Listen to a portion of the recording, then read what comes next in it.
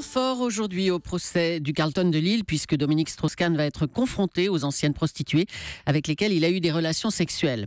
Pouvait-il sérieusement ignorer qu'elles étaient des professionnelles, qu'elles étaient payées? C'est la question qui fâche de 7h15 sur Europe 1. Et pour y répondre, je reçois Yves Charpenel. Bonjour. Bonjour. Vous êtes premier avocat général à la Cour de cassation, mais vous êtes aussi le vice-président de l'association Équipe d'action contre le proxénétisme, qui est partie civile dans le procès du Carlton, ce qui vous permet d'avoir accès au dossier. Est-on en train de juger Yves Charpenel un libertin ou un proxénète en jugeant DSK?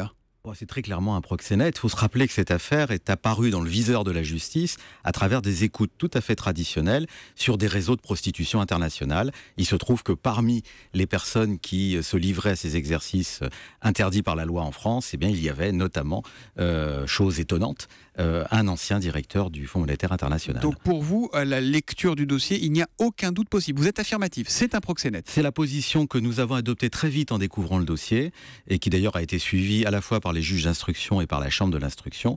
C'est-à-dire que là, on n'est pas dans un système de clients. La loi française, aujourd'hui, n'interdit pas de recourir à des prostituées. Ce qui est interdit, c'est de faciliter l'exercice de la prostitution. Et c'est exactement cela dont Dominique Strauss-Kahn va devoir répondre contradictoirement. Ça commence où le proxénétisme? Parce qu'on est d'accord, DSK n'a jamais mis des filles sur le trottoir.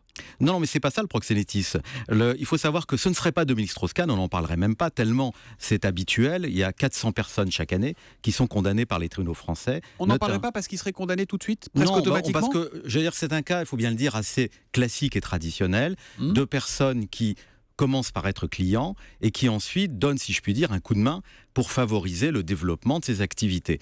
Et donc là, le fait, par exemple, de mettre à disposition de prostituées des appartements, le fait de trouver des clients pour les prostituées de ce réseau, c'est typiquement dans la définition du droit français du proxénétisme. Si on écoute un peu notamment les autres prévenus, David Roquet, qui comparait aussi pour proxénétisme aggravé, qui n'a rien à perdre puisqu'il a déjà tout perdu. Lui, hein. Il dit que il disait à Strauss-Kahn que l'une était restauratrice à Bruxelles, l'autre secrétaire.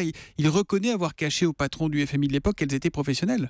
Ce qui est merveilleux dans le débat judiciaire, c'est qu'on peut dire tout et son contraire. L'intérêt du débat qui va avoir lieu à Lille, comme dans tous les procès, c'est que publiquement, on va confronter aux réalité du dossier. Je rappelle que c'est quand même 4 ans d'enquête où on a progressivement recueilli un certain nombre, non seulement de témoignages, mais d'éléments objectifs, comme par exemple des SMS ou des écoutes téléphoniques. On verra bien qui a une lecture crédible et qui ne l'a pas. Ce sera le débat qui le montrera. Et à la fin, c'est le juge qui décide. Mais Yves Charpenel, vous êtes avocat général à la Cour de cassation, vous êtes un homme de droit. Le 11 juin 2013, le parquet avait requis un non-lieu. Oui, DSK était bien le principal bénéficiaire des soirées avec les prostituées, mais cela n'en faisait pas pour autant un proxénète, écrivait le parquet, estimant que faire la différence entre une libertine et une prostituée n'est guère évident.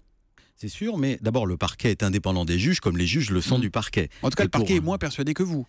Oui, mais vous savez, le parquet n'est pas complètement homogène. Chacun a le droit d'avoir son sentiment. J'ai eu l'occasion de requérir dans plusieurs affaires de proxénétisme. Disons que c'est rarement poétique et on va toujours aller vers des choses très concrètes. On ne condamne pas quand on a un doute. Alors, le procureur, manifestement, au moment où il a réglé son dossier, avait apparemment des doutes. On verra bien s'il les a toujours lors du procès et on verra bien comment les juges interpréteront les éléments du dossier et les déclarations qu'on peut comprendre des uns et des autres. On n'est pas face à une justice puritaine qui jugerait le libertinage. C'est ce que disent les avocats de DSK. Oui, il est libertin, il est frivole, mais c'est pas un proxénète. Je vais vous dire en toute simplicité, si c'est ça leur seule défense, je suis inquiet pour eux. Parce qu'en réalité, on voit bien qu'on ne juge pas des mœurs, on juge des pratiques criminelles. On ne juge pas le fait de recourir ou pas à des prostituées, on juge le fait de favoriser une exploitation sexuelle illégale. C'est ça le procès de Lille. Et vous parlez donc de pratiques criminel. Absolument, c'est le code pénal. Vous savez, ce qu'on reproche à Dominique Strauss-Kahn, le législateur et encore récemment le garde des Sceaux a envoyé une circulaire à ses procureurs pour leur demander une priorité dans leur action pour lutter contre un fléau qui se développe beaucoup dans la société contemporaine, pas seulement en France. Je rappelle que ce dossier nous a intéressés dans notre association. On a plaidé dans environ 3000 dossiers depuis 50 ans. Eh bien, c'est parce que c'est un dossier assez typique de la banalisation de l'exploitation, où vous avez des relations entre des entreprises, entre des prostituées. Et donc, dans ce dossier-là, on est exactement dans un registre du code pénal. Un détail près, c'est quand même, on a un personnage principal qui est atypique, hein, qui est DSK. Est-ce qu'on lui fait pas payer son image, le Sofitel, ses errements passés, la stagiaire du FMI? Est-ce que ce procès n'est pas un peu fondé sur un délit de sale gueule? Il est extrêmement médiatisé, ce qui ne serait pas le cas s'il n'était pas là. Écoutez, moi j'en sais rien. Ce que j'observe, c'est que ce dossier a démarré avant qu'on connaisse les aventures pittoresques du Sofitel et avant qu'on connaisse les difficultés que M. Strauss-Kahn a pu rencontrer par ailleurs.